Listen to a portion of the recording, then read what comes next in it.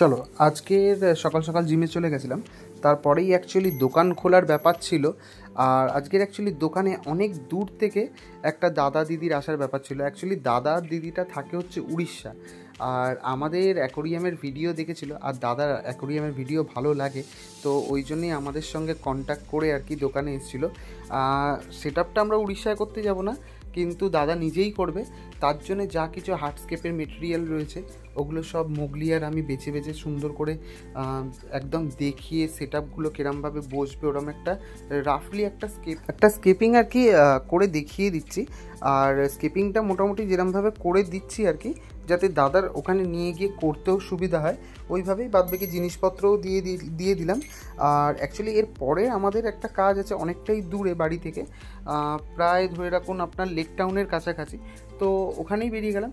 ওই ট্যাঙ্কটা অ্যাকচুয়ালি দাদার কাছে ছিল, দাদা নিজেই মেনটেন করছিল এতদিন ধরে, তো দাদার অ্যাকচুয়ালি কিছু প্ল্যান ঠিক মতন গ্রো করছিল না, তো ওই জন্যই আর কি আমরা গেলাম। আর দাদা এই ট্যাঙ্কটাকে একটু সিম্পল করে স্কেপিংটাকে জাস্ট হালকা চেঞ্জ করবে, মানে ম্যাক্সিমাম যেগুলো রয়েছে ওগুলোই থাকবে।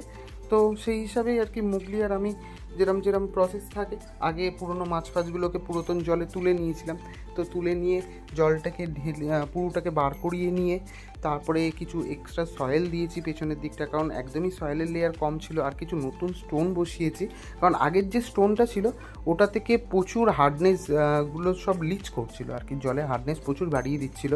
তো ওই জন্য আর কি কিছুটা ওই রক একদম কিছুটা বলতে গেলে কি সবটাই আর কি সরিয়ে দিয়ে নতুন কিছু রক দিলাম।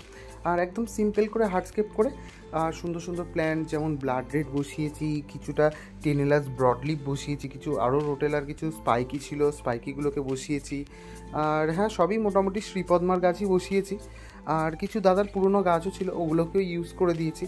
ব্যাস এরকমভাবেই যেরকমভাবে আমরা প্ল্যান্টিংগুলো করে নিই, একটু চটজলদি করেই নিচ্ছি, কারণ কাজটা অনেকটা দূরেই রয়েছে, ওই জন্যেই ব্যাস কাজটা মোটামুটি হয়ে গেল।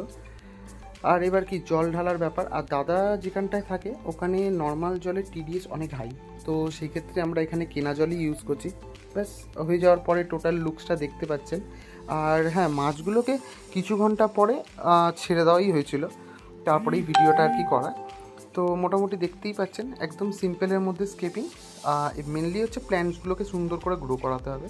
ব্যাস এরপরেই আর কি বেশি সময় আর ওখানে না নষ্ট করে তাড়াতাড়ি আর কি বাড়ি ফেরার ব্যাপার রয়েছে, কারণ অনেকটা দেরিও হয়ে গেছিলো, অনেকটা রাত হয়ে গেছিলো। ব্যাস আজকের মতন ভিডিওটা এতটাই, আবার দেখা হচ্ছে নতুন কোনো ভিডিও নিয়ে।